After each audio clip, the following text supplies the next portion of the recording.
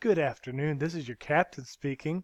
Today you're going to take a one-way trip on the way to knowledge by expanding using Pascal's triangle. This is Coach Richmond. I'm going to be the leader of this magical journey we're going to take. Let's get started. Lecture 38, Part 1. I'm just kidding. I wouldn't let Coach Richmond try and teach you guys anything. We are going to go over Lecture 38, Part 1, which is expanding using Pascal's triangle. This is something that we went over last year extensively, so hopefully it's just a review for you guys. Starting out, you guys are going to be expected to draw Pascal's triangle. Okay?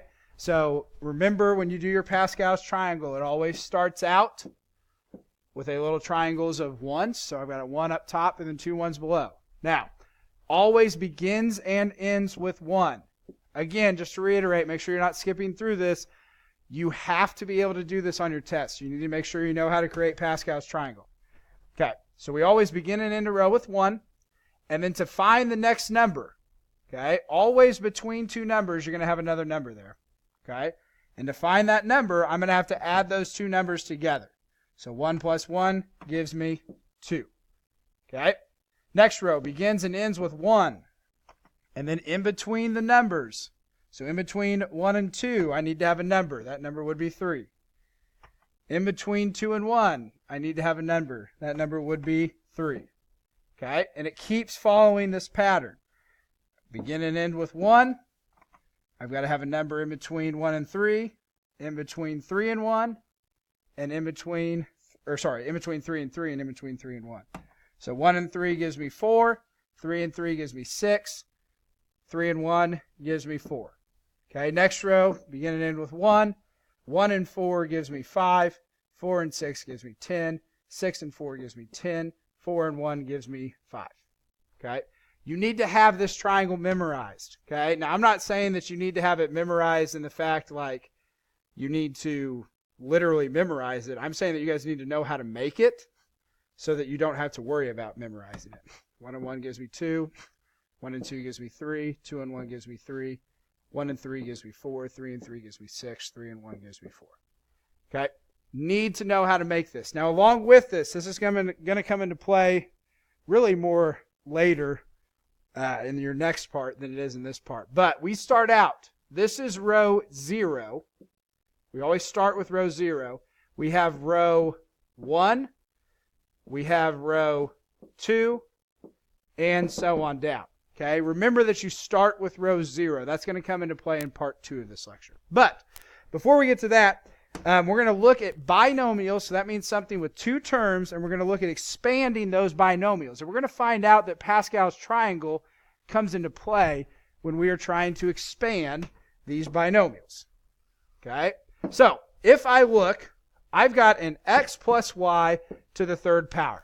Now, if I multiply that out, meaning I take x plus y times x plus y times x plus y, I get x cubed plus 3x squared y plus xy squared plus y cubed.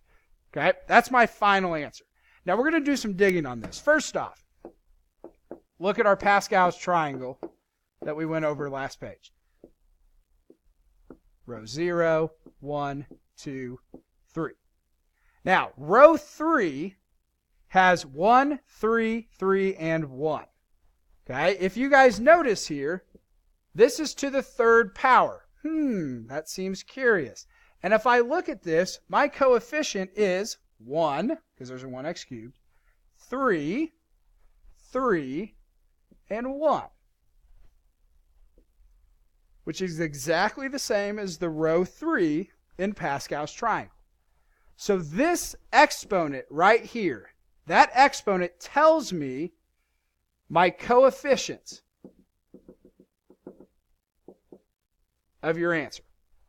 That tells me what row to look at to find my coefficients. Okay?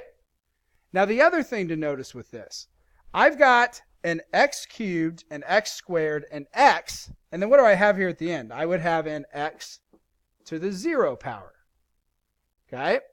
I also have a y cubed, a y squared, a y, and then the last one is a y to the 0 power. Okay? So, I kind of threw a little mumbo jumbo out there, but hopefully you guys have kind of noticed some of the patterns there. So basically, when we go through and we solve these problems, I'm going to do one real quick. Your first step is, on these problems, to look at this 3 here, and I'm going to know my coefficients. So this tells me row 3 in Pascals. Okay? So I'm going to remember my Pascal's triangle, 1, 1, 1, 1, 2, 1, 1, 3, 3, 1. And I'm going to write out then, since I know that I'm going to use this row, I'm going to write 1, parentheses, parentheses, plus 3, parentheses, parentheses, plus 3, parentheses, parentheses, plus 1, parentheses, parentheses. Okay? Then, since x is my first term in that binomial, I'm going to write an x in the beginning of each one of these. Y is my second term, so I'm going to write a y in the second space of all of these parentheses. Okay? And then remembering our pattern here, my x's started at 3, then went to 2, then 1, then 0. So I'm going to add that in. I'm going to start with a 3, then I'm going to go 2, 1, 0. And then my y's did the opposite. They started at 3 and went to 1, 0. So my y's are going to go 3, 2, 1, 0. Okay? And we are going to expand using this. Now, if I simplify, 1 times x cubed times y to the 0, well, y to the 0 is 1. It's really 1 times x cubed times 1, which gives me just an x cubed. 3 times x squared times y, 3x squared y. 3 times x times y squared, 3xy squared. 1 times 1, because x to the 0 power is 1, times y cubed gives me just a y cubed. Okay, now that's a simple one. Next slide here, we're going to look at one that's a little bit more complex. Okay, so our more complex one, I've got a 3x minus 2 to the 4th power. Okay, so let me get this stuff erased here real quick. All right, now Pascal's triangle. I start out, I want to find my coefficients. I've got a 4. I need the 4th row of Pascal's triangle. I go 0, 1, 2, 3, so I need another row. Whoops, it's a 4. So I've got 1, 4, 6, 4, 1.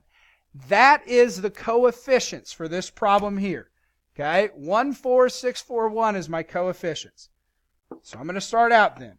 1, parentheses, parentheses, plus 4, parentheses, parentheses, plus 6, parentheses, parentheses, plus 4, parentheses, parentheses, plus 1, parentheses, parentheses. Okay, so how did I get the 1, 4, 6, 4, 1? That's from this number right here. Okay, that tells me that I want the 4th row of Pascal's triangle. And I put those 2 parentheses after it. Because now I'm going to go and fill in. I've got a 3 to the x here. So I'm going to go 3 to the x, 3 to the x, 3 to the x, 3 to the x, 3 to the x. They go in all the first blanks. And their exponents start with this number here and work down to 0. So 4, 3, 2, 1, 0. Then in the second blank, I've got a negative 2. So I'm going to go negative 2, negative 2, negative 2, negative 2, negative 2. And they also start with 4, but they start with 4 down on this end. So I've got negative 2 to the 4th, negative 2 third, squared, first, 0 power. Okay? So I have this set up entirely correctly. Entirely correct. Correctly. I don't know. Anyway. Okay? Now, this is the part that a bunch of people make mistakes on. You need to show your work here.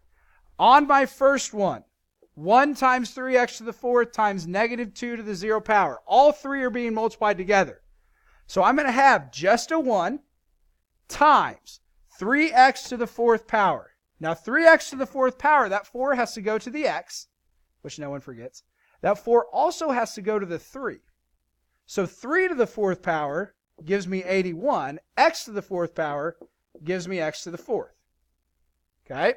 Then anything to the 0 power gives me 1. It's not a negative 1, it gives me 1. Any number to the 0 power is 1. And then the other important thing is, all three of these things are being multiplied here. They're all going to be multiplied.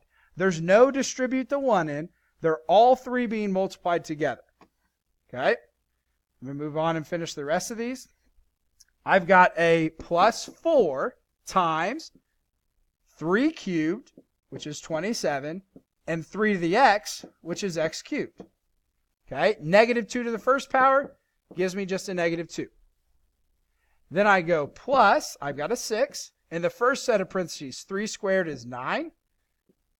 And then my x squared is just x squared. Then I've got a negative 2 squared, gives me 4, and it's positive 4. Plus, I've got 4 times 3x to the first power. Anything to the first power is just itself. And then negative 2 cubed, that gives me to a negative 8. Okay, and then plus 1 times 3x to the 0, just gives me 1. Negative 2 to the 4th gives me a positive 16. Okay, take a second to digest that.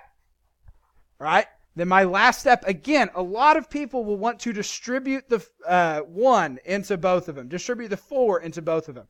They're all three being multiplied. Distributive property would be if it looked like this. Then I would distribute because there's a minus sign in between them. But that's just three things being multiplied together. Do not distribute. Okay? I'm going to take 1 times 81x to the 4th times 1. That gives me 81x to the 4th. I'm going to take 4 times 27 times x cubed times negative 2. So essentially what I'm doing is I'm going to take 4 times 27 times 2, which gives me 216, and it's negative. So I'm going to do minus 216 times x cubed. My next one, I've got 6 times 9x squared times 4. So it's really 6 times 9 times 4, which gives me a positive 216. And then I tack on the x squared.